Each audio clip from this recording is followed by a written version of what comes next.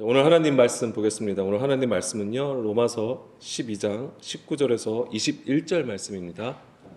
내 사랑하는 자들아, 너희가 친히 원수를 갚지 말고 하나님의 진노하심에 맡기라 기록되었으되 원수 갚는 것이 내게 있으니 내가 갚으리라고 주께서 말씀하시니라. 내 원수가 줄이거든 먹이고 목마르거든 마시게 하라. 그리함으로 내가 숯불을 그 머리에 쌓아 놓으리라. 악에게 지지 말고 선으로 악을 이기라. 아멘. 자, 우리가 이 말씀을 이해할 때 어떻게 우리가 보고 있습니까? 하나님께서 우리를 대신해서 원수를 갚아주신다. 그래서 우리가 무엇을 상상하죠? 나를 대적하는 자, 나의 원수들에게 그냥 벼락이 탁 떨어져가지고 쪼개지는 그런 상상을 하기도 합니다. 현실적으로는 그 일이 일어나지 않겠지만, 그래서 나를 괴롭히는 자가 넘어지거나 잘 안 되거나 막 그런 것을 약간 우리가 바라는 부분도 없지 않아 있습니다. 자, 우리가 원수를 갚을 때의 성경은 우리에게 내가 원수를 갚을 생각을 하지 말고 하나님이 갚아주시니까 너는 나에게 더더욱더 집중하라, 이렇게 말씀하시는 것처럼 보입니다. 맞습니다. 하나님은 분명히 우리를 대신해서 하나님께서 원수를 갚아주신다고 말씀을 하시죠. 그런데 19절은 우리가 그렇게 이해했다고 치면은 20절은 갑자기 어떤 말씀이 나오죠? 내 원수가 줄이거든 먹이고 내 원수가 목마르거든 마시게 하라고 말씀을 하세요. 이것이 연결된다고 하는 것입니다. 다른 얘기가 아니에요. 그냥 우리가 불우한 이웃을 돕는 차원으로 이 말씀을 보는 게 아닙니다. 원수를 갚는 것이 곧 원수가 줄일 때에 먹이는 것이고 목마를 때에 마시게 하는 것이다.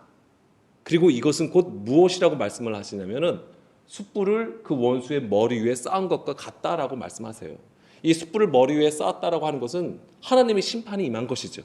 하나님의 진노하심으로 그 원수에게 심판이 임한 것을 말합니다.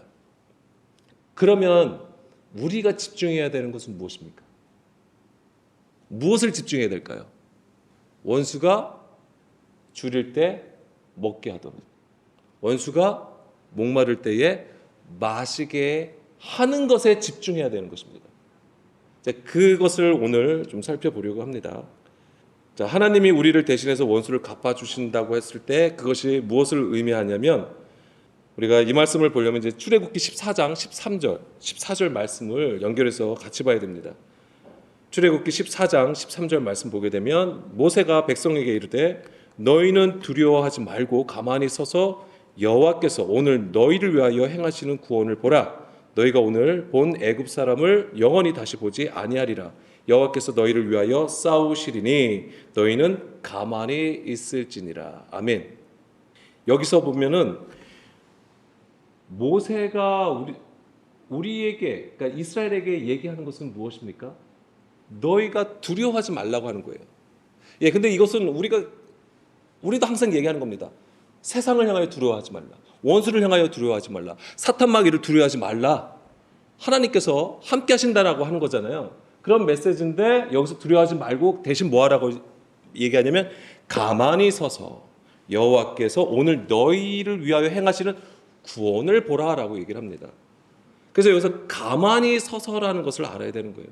가만히 서서라고 했을 때 우리가 그냥 가만히 서서 하나님께서 하여 주십시오, 그것만 가만히 이렇게 보고 있는 상황일까요? 아니죠. 또는 오늘 우리에게 적용한다면 하나님께서 하신다라는 믿음의 확신으로 그냥 그 확신만 가지고 하나님 앞에 엎드려서 구하는 것을 얘기하는 것일까요? 이것은 하나님의 전쟁에 가는 것입니다. 하나님의 전쟁의 개념을 우리에게 얘기해 주고 있는 거예요. 자, 여기서 가만히 서서는 야차부라는 단어가 쓰였습니다. 야차부. 이 야차부라는 단어는 원래 놓다, 머무르다, 남아있다라는 개념이에요. 자, 민수기 11장 16절 말씀 보면은 이 단어가 어떻게 쓰였냐면 여호와께서 모세에게 이르시되 이스라엘 노인 중에 내가 알기로 백성의 장로나 지도자가 될 만한 자 70명을 모아 내게 데리고 와 회막에 이르러 거기서 너와 함께 서게 하라. 여기서 중요한 그림이 있습니다. 70인의 장로를 데리고 와서 어떻게 하라고요? 회막에 이르러 거기서 너와 함께 서게 하라고 하는 거예요. 그러니까 중요한 장소가 나옵니다. 회막이 나오고요. 그다음 거기서 서 있어야 되는 거예요. 그리고 같은 그림으로 이제 신명기 31장 14절 말씀을 또 보게 되면 여호와께서 모세에게 이르시되 내가 죽을 기한이 가까웠으니 여호수아를 불러서 함께 회막으로 나오라. 자, 이제는 모세에 이어서 여호수아를 세울 건데 하나님께서 뭐라고 하셨냐면 여호수아를 불러서 함께 회막에 나오라고 얘기를 합니다. 내가 그에게 명령을 내리리라. 모세와 여호수아가 나아가서 회막에 서니. 자, 그렇다면 회막에 선다라고 했을 때 하나님께서 무엇을 하시려고 하는 겁니까? 명령하신다고 하는 거예요. 하나님께서 너희에게 명령을 할 테니 내가 너희에게 명령을 할 테니까 너희는 회막에 와서 서라고 하는 것입니다. 그러면 아까 출애굽기 14장에서 모세가 이스라엘에게 얘기한 것은 두려워하지 말고 너희는 가만히 서서 구원을 보라고 했을 때는 가만히 서라고 했을 때는 무슨 얘기냐면 여호와 앞에 서라고 하는 얘기예요. 이게 우리가 당연히 하나님을 믿는 백성이니까 당연히 쓰라고 하면 당연히 하나님 앞에 쓴다라고 생각을 할 수 있는 것이지만 하나님은 보이지 아니하시는 분이잖아요. 그들에게는 아직까지는 하나님의 앞에 선다라는 개념이 없는 거예요. 그러나 오늘 우리는 이런 말씀들을 통해서 가만히 서서 구원을 보라고 했을 때는 바로 이 회막, 성소에 서서 주의 말씀을 들으라. 이 말씀과 같음을 알게 되는 것이죠. 그 가만히 서라고 하는 것은 우리가 그냥 가만히 있어서 그냥 믿음으로 그냥 구하고 믿음으로 확신하고 하나님이 해주시겠지, 하나님이 하실 거야, 그냥 막연하게 구하는 그런 모습이 아니라고 하는 것입니다. 그래서 주님 앞에 서서 주의 음성을 듣는 것을 얘기하는 것이고요. 다시 출애굽기 14장 13절로 돌아가면은 오늘이라는 또 단어가 나오잖아요. 가만히 서서 여호와께서 오늘 너희를 위하여 행하시는 구원을 보라 라고 했을 때는 오늘이라는 단어가 무엇입니까? 오늘의 그 지경으로 들어가라고 하는 거예요. 근데 이 오늘이라는 지경은 바로 주의 음성을 듣는 것을 의미하는 것입니다. 그래서 가만히 서서라고 하는 것은 바로 오늘 주의 음성을 들음으로써 회막 앞에 있으라고 하는 거예요. 바로 주님 앞에 있는 것입니다. 보좌 앞에 있는 것입니다. 거기서 우리가 구원을 본다라고 하는 것이죠. 여기서 구원도 뭐냐면 예슈아예요. 예슈아. 그래서 구원을 보라 예슈아 라하. 예수님을 본다라고 하는 거예요. 그래서 우리는 이런 것들 다 요한복음 신약에서 우리는 이 개념들을 볼 수 있는 거예요. 예를 들면 요한복음 5장 24, 25절 말씀만 봐도 죽은 자가 살아납니다. 그런데 어느 때에 죽은 자가 살아납니까? 하나님의 아들의 음성을 들을 때에 바로 살아난다라고 하는 것입니다. 이 산자가 진정으로 보좌 앞에 있는 것이죠. 주님 앞에 있는 자들을 얘기하는 거예요. 그것이 바로 주의 음성을 듣는 것을 얘기하는 것이죠. 예수 그리스도를 통하여서 오늘 우리에게 주의 음성을 들려주시는 것입니다. 그것을 듣는 모습이 바로 가만히 서 있다라고 하는 그림이에요. 자, 스가랴 6장 5절 말씀입니다. 스가랴 6장 5절 말씀에 우리 이제 지하 예배당에 현수막이 있죠. 우리 함께 읽겠습니다. 천사가 대답하여 이르되 이는 하늘의 내 바람인데 온 세상의 주 앞에 서 있다가 나가는 것이다 하더라. 아멘. 하늘의 내 바람. 내 천사를 의미하는 것이고요. 이것은 주의 일꾼들을 얘기하는 것입니다. 그런데 이 내 바람이 어떤 자들이냐면 온 세상에 주 앞에 서 있다가 나가는 자들이라고 하는 거예요. 주 앞에 서 있는 자들이에요. 이 얘기는 그냥 단지 주 앞에 그냥 딱 서 있는 모습이 아니라고 말씀드렸죠.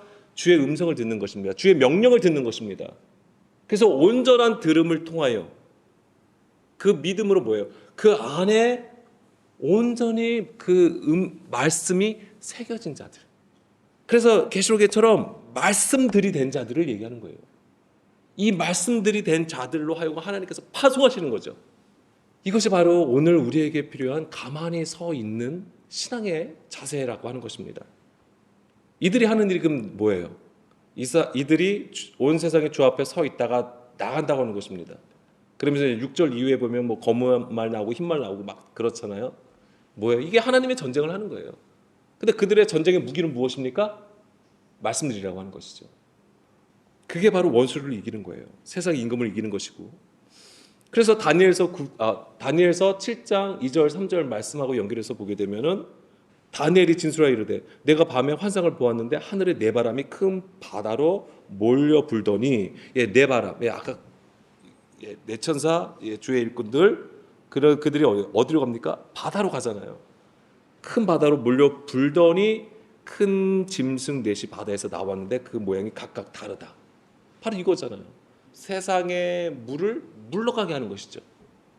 그래서 이제 원수들을 쫓아내는 거예요. 그러한 모습들이라고 하는 것이죠. 이것이 우리는 성경을 통해서 굉장히 막 홍해를 가르고 요단강이 갈라지고 마른 땅으로 행하는 그런 아주 놀라운 기이한 오묘한 일들로 우리는 보고 있는 것이지만 이것들은 다 우리 안에서 일어날 구원의 역사라고 하는 것이죠. 출애굽기 33장 2절 말씀도 보겠습니다. 내가 사자를 너보다 앞서 보내어 가나안 사람과 아모리 사람과 헷 사람과 브리스 사람과 히위 사람과 여부스 사람을 쫓아내고 하나님께서 뭐라고 하셨냐면은 사자를 너보다 앞서 보내어서 가나안 족속을 쫓아내겠다고 하시는 거잖아요. 여기서도 사자도 우리가 여기서 보게 되면 뭐 천사 어떤 하나님의 이제 주의 사자들을 보는 것이지만 다 뭐예요? 말씀을 가진 자들이에요. 말라크 하나님 앞에 서서 말씀을 받은 증인들로 하여금 하나님께서 이 일을 행하신다고 하는 것입니다. 굉장히 실제예요, 이거는. 그래서 말씀을 가진 자들은 권능이 있습니다. 능력이 있는 것이죠. 누가복음 9장 1절 말씀. 예수께서 12제자를 불러 모으사 모든 귀신을 제어하며 병을 고치는 능력과 권위를 주시고 하나님의 나라를 전파하며 앓는 자를 고치게 하려고 내보내시며 여기서 12제자를 세우시죠. 이들에게 모든 귀신을 제어하며 병을 고치는 능력과 권위를 주시고 하나님 나라를 전파하며 앓는 자를 고치게 하려고 한다. 이런 것들이 다 말씀의 권능으로 임한 것을 얘기하는 것이고요. 그 다음에 누가복음 10장 1절에서도 여기서는 9장에서는 12제자지만 누가복음 10장 1, 2절 말씀에서는 70명의 제자들이 또 나오잖아요. 자, 그의 주께서 따로 70인을 세우사 친히 가시려는 각 동네와 각 지역으로 둘씩 앞서 보내며 이게 바로 주의 사자를 앞서 보낸다고 하는 개념이에요. 아까 출애굽기 33장의 그 그림이죠. 이 성령의 이제 온 사방 열방을 향하여 내보내시는 역사가 된다라고 하는 것이죠. 12명의 제자, 70명의 제자 모두 주 앞에 모셔 섰다가 나가는 하나님 나라의 일꾼들을 상징합니다. 그래서 누가복음 10장 17절 이들이 나가서 놀라운 일들을 행하지 않습니까? 70인이 기뻐하며 돌아와 이르되 주여 주의 이름이면 귀신들도 우리에게 항복하더이다. 예수께서 이르실 때 사탄이 하늘로부터 번개같이 떨어지는 것을 내가 보았다. 주의 이름으로 귀신들도 막 항복하면서 벌벌벌 떱니다. 그러니까는 예수님은 번개같이 하늘로부터 떨어지는 것을 보았다. 심판이 임한 것을 보여주는 것이죠. 근데 이것이 다 뭐냐면 바로 그 말씀으로 행함을 얘기하는 거예요. 우리 한 사람이 그 말씀에 온전히 깨닫고 순종함으로 그 삶을 살 때에 이런 일들이 벌어지고 주의 지경이 넓어지는 것이죠. 하나님 나라가 넓어진다라고 하는 거예요. 세상을 침노하게 되는 것입니다. 그 강력한 무기가 바로 그 주님 앞에 섰다가 나가는 자들이라고 하는 것입니다. 근데 그것이 바로 가만히 서서 주의 말씀을 듣는 신앙의 구조가 반드시 있어야 된다고 하는 것이죠. 출애굽기 14장 13절 13절 봤죠? 그 다음에 14절 14절 보게 되면 여호와께서 너희를 위하여 싸우시리라 라고 되어 있잖아요. 그러니까 싸우시리니 너희는 가만히 있으라고 얘기합니다. 여기서 하나님께서 너희를 위하여 싸우신대요. 싸우다가 라함 이게 원래 무슨 뜻이냐면 먹이다예요. 근데 이게 뭐냐면 삼키다, 싸우다라는 개념이 여기 있는 거예요. 그러니까는 원수를 삼키는 거예요. 원수를 삼키는 것이 곧 이기는 것인데 이것이 바로 어떤 그림이냐면 원수를 먹이는 거예요. 원수에게 무엇을 먹이는 거예요? 말씀을 먹이는 거예요. 진리의 양식을 주는 것입니다. 이게 바로 원수를 이기는 거예요. 성경에서 말하는 승리가 이겁니다. 그래서 로마서 다시 12장 19절, 그리고 이제 그래서 19절을 우리가 보고 원수 갚는 것은 내게 있다라고 하면서 너희는 갚지 말라고 얘기를 하죠. 그러면서 이제 20절에 이 얘기가 나오는 거예요. 내 원수가 줄이거든 먹이고 목마르거든 마시게 하라. 다 진리의 말씀을 주라고 하는 것입니다. 그러면은 먼저는 줄 자가 바르게 하나님 앞에 있어야 된다고 하는 거예요. 근데 그것을 뭐라고 하냐면 가만히 서서 오늘 우리에게 주시는 그 양식을 반드시 먹어야 된다고 하는 것이고, 그렇게 해서 그 먹는 자도 어린아이의 수준에다가 점점점 자라나서 뭐가 되는 거예요? 장성한 자가 된다고 하는 것입니다. 그 장성한 자가 되어서 주의 명령을 받고 복음을 전하라고 하는 것이죠. 그걸 얘기하는 것입니다. 사실 이스라엘의 여정은 그 가나안 땅으로 들어가는 그 여정에 다 그런 것들을 보여주는 그림이 되는 것이죠. 그런데 내 원수가 줄이거든 먹이고 목마르거든 마시게 하라. 그리함으로 이게 뭐냐면 바로 내가 숯불을 그 머리에 쌓아 놓은 것이다 라고 얘기를 하는 거예요. 원수에게 그 말씀을 주는 것이 곧 하나님의 심판이 임하는 것이다, 이렇게 얘기를 하는 것이죠. 잠언서 25장 21절 22절 말씀이에요. 똑같은 말씀이에요. 뭐냐면 내 원수가 배고파하거든 음식을 먹이고 목말라 하거든 물을 마시게 하라. 그리하는 것은 핀 숯을 그의 머리에 놓은 것과 일반이요 여호와께서 네게 갚아주시리라. 아멘. 예, 원수를 먹이고 마시게 하는 것이 핀 숯을 그의 머리 위에 올려놓은 거와 같다라고 하는 거잖아요. 원수 갚고 싶으세요? 대적을 이기고 싶으세요? 그러면 먹이세요. 말씀을 전하면 돼요. 안 먹는다고요? 그래도 계속 주세요. 어쩔 수 없잖아요. 한 번 준다고 뭐 먹으면 그게 원수입니까? 진짜 원수가 뭐 얼마나 지독하게요. 자, 1차적으로는 뭐 외부에 그 원수가 있지만은 우선은 이 일이 똑같이 우리 안에서 먼저 일어나야 되는 거예요. 그리고 그 다음에 나 한 사람이 주님 앞에 서 있을 때에 비로소 그 일들이 이웃에게 온전히 전해지게 되는 것이죠. 그래서 이제 성령의 가르침을 그래서 받아야 된다고 하는 것입니다. 성령의 가르침을 받아야지 우리가 온전히 그 생명 가운데로 나가게 되는 것인데, 그래서 이제 고린도후서 3장 6절 말씀을 보면 이 말씀 있잖아요. 율법 조문은 죽이는 것이고 이제 영은 살리는 것이라고 했습니다.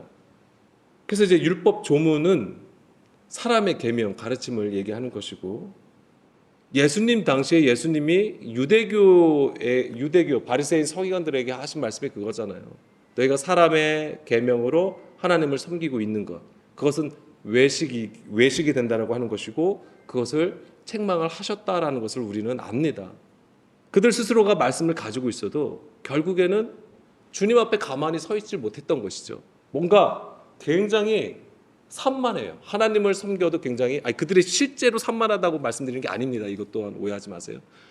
물론 그들이 하나님을 섬기는 것이 굉장히 대단하고 액션이 좀 크기도 합니다. 그렇지만은 그런 것을 얘기하는 게 아니라 그들이 정말 뭔가 큰 열심을 가지고 하나님 앞에 자꾸만 뭔가 하려고 하는 그 사람의 의지가 있었다고 하는 것이고, 그것을 예수님은 이제 지적을 하신 것입니다. 그들에게는 올바른 지식이 없었던 거예요. 그래서 올바른 지식을 가지질 못하니까는 원수를 사랑함이 없는 것이죠. 오히려 원수를 더 증오하고 미워하였던 것입니다. 그래서 그들이 세운 게 바로 중간에 막힌 담이에요. 그들의 율법을 가지고 이웃을 정죄하고 판단하고 그런 부분들이 있었던 것이죠. 로마서 13장 10절 말씀 보게 되면은 사랑은 이웃에게 악을 행하지 아니하나니 그러므로 사랑은 율법의 완성이라고 했습니다. 사랑은 이웃에게 악을 행하지 아니한다. 그러면 반대로 얘기하면 선을 행함을 얘기하는 거잖아요. 근데 이 선을 단지 섬김, 헌신, 이것으로 우리는 정의할 수 없다라고 하는 거예요. 그것이 오히려 외식이 될 수 있다라고 하는 것입니다. 하나님의 사랑을 나타내기 위해서 여러 모양의 헌신과 섬김의 사랑, 그러니까 섬김이라는 사랑의 표현들이 있어요. 그렇지만 이것은 매우 귀한 것임에도 불구하고 하나님 보시기에는 그것이 불법이 될 수 있다라고 하는 것입니다. 하나님의 사랑은 아가페죠. 그리고 10절에 보면 저 완성은 플레로마가 됩니다. 가득 채워지는 것으로 우리가 아는 것이죠. 충만함, 이런 뜻을 가지고 있습니다. 그래서 뭐냐면 우리의 섬김과 헌신들을 굉장히 뭐예요? 좋은 결과로 굉장히 인식하는 모습을 보여요. 그래서 뭔가 더 많이 해야 되고 뭔가 더 크게 해야 된다. 이런 것들을 가지고 있는 것이죠. 그렇지만 성경에서 말하는 것은 다릅니다. 뭐냐면 우리가 알고 있는 말씀처럼 마태복음 5장 17, 19절 말씀처럼 자, 예수님은 율법을 완전하게 하시기 위해서 오셨고요. 18절 율법의 1.1핵 이걸 말씀하시고 19절에는 지극히 작은 것 하나에 대해서 말씀을 해주신다고 하는 거예요. 그러니까는 이 충만함은 무엇을 얘기하냐면 말씀의 본질을 가지고 있는 걸 얘기하는 거예요. 진정으로 하나님께서 원하시는 것이 무엇인지를 아는 것. 하나님이 기뻐하시는 뜻이 무엇입니까? 이게 바로 하나님의 선이라고 하는 것입니다. 그래서 그 선을 행함이 곧 이웃을 사랑하는 것이 되는 거죠. 그러니까 그 선함을 행하는 주체는 어떤 자가 되어야 되냐면 지극히 작은 자 하나가 되어야 되는 거예요. 정말 낮아지고 겸손한 자가 되어야 되는 것이죠. 그런 자가 바로 주님 앞에 가만히 서 있는 자가 되는 거예요. 주의 말씀을 진정으로 받는 자들 교만하지 않습니다. 거만하지 않습니다. 나대지 않아요. 잠잠히 주의 일하심을 구하면서 온전히 주의 음성을 듣고 순종함에 있어요. 로마서 12장 9절 사랑에는 거짓이 없다. 거짓이 없으면 거짓말을 안 한다는 얘기가 아니죠.